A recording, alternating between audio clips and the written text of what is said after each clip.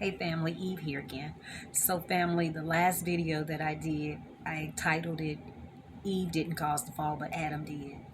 I said I was going to continue that video I was going to make a continuation of that video on my next video, which is this one. So family, this is just the title for this one will be Eve didn't cause the fall, but Adam did continued. I was just showing you guys how through Adam and Eve being one flesh, that Adam was responsible for the fall, not Eve.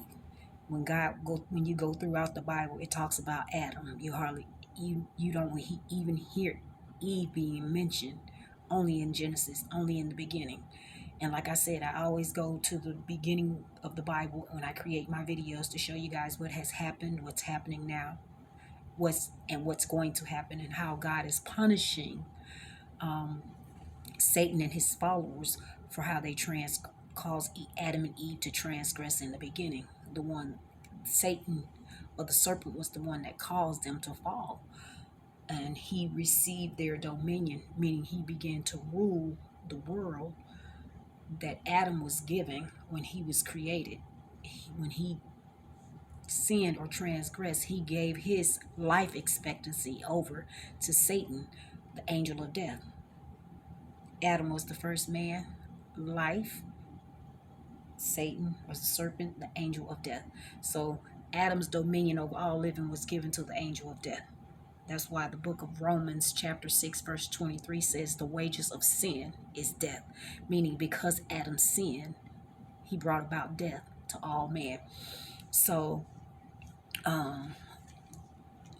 that's what I was trying to show you guys, how because Adam and Eve was one flesh, that being Adam, he caused the fall, not Eve.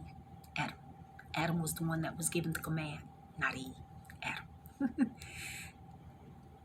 Eve was just an extension of Adam, how God created her as an extension. She was just a part of him because God knew of Adam's transgression before he even transgressed. He knew Adam was going to fall. He created Eve as a vessel to bring about life. That's why I said in the other video, her name is Eve, or Kava, means giver of life, life giver.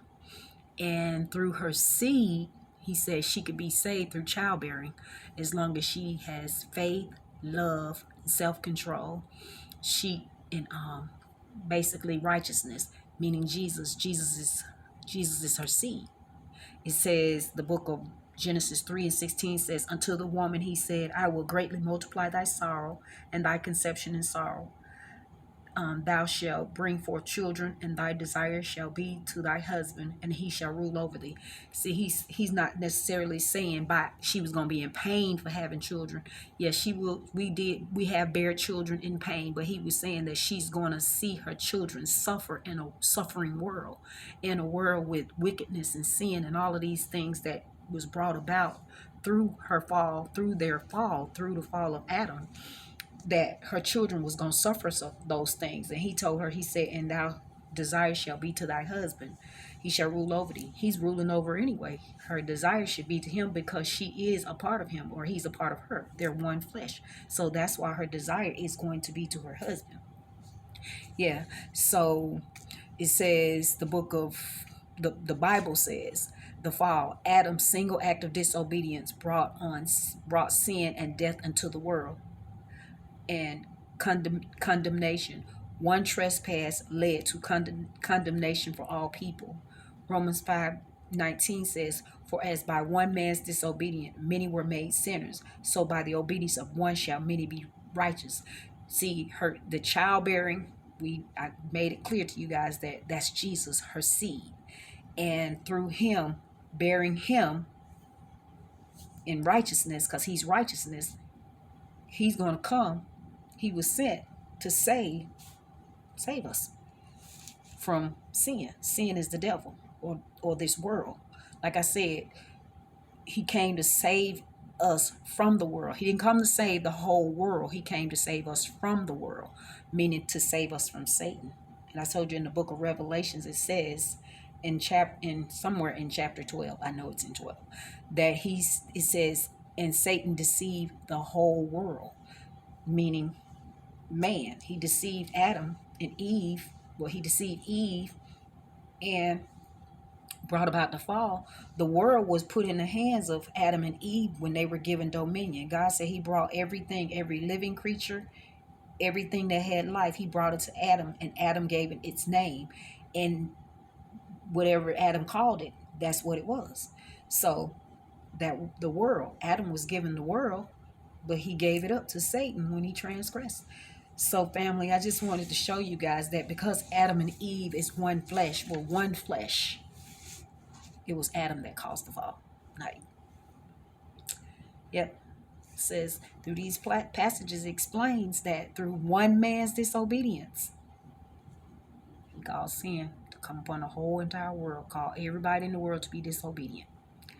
So family, with that being said, I just wanted you guys to see that it was Adam. And see life through Jesus.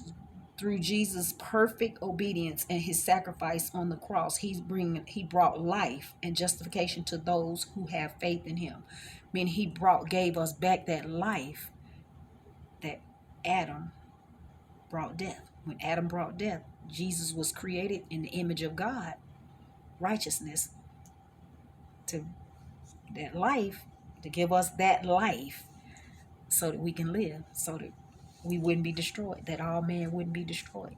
When the Bible talks about man, it's talking about people, all people. Yeah.